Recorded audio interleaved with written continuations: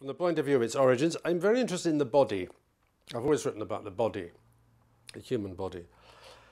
And the body of the Queen is very significant because it's an object of public scrutiny, fascination, but also it is the property of the state. The Queen's body is the property of the state.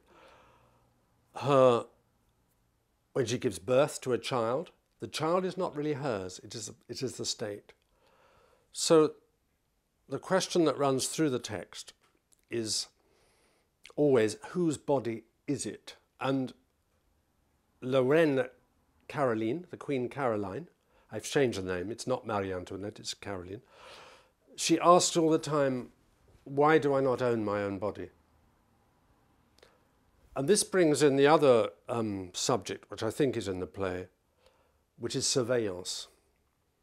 Modern society is very, very intrusive, insolent, and it occupies the body. And she's forever having her body observed by the state, the police, the prosecution, the revolution. She's under observation all the time.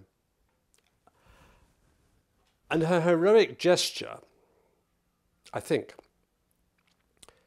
is to overcome, to conquer surveillance by becoming more impertinent, more impure, even than the prosecution, the police think she is. So she abandons any modesty and she commits a crime.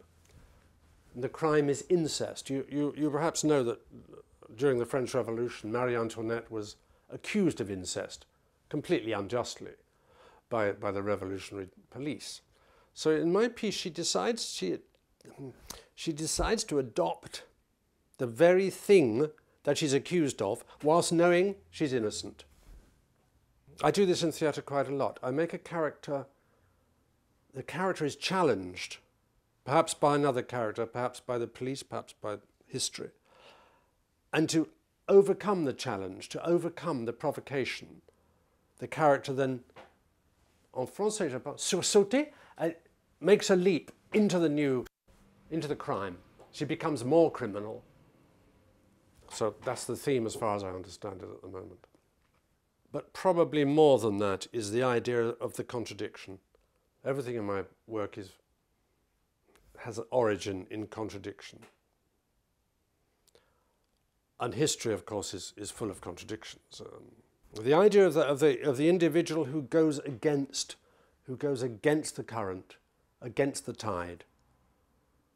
Because in mass society,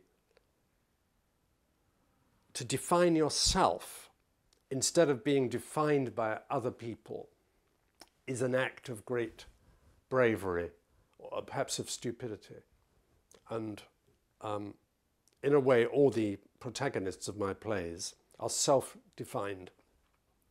And in this sense, I think I connect with tragedy. I've always described myself as a tragic dramatist.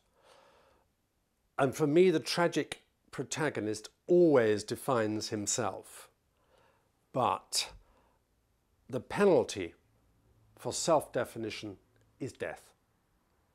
Tragedy is about death, and that is how my characters arrive at this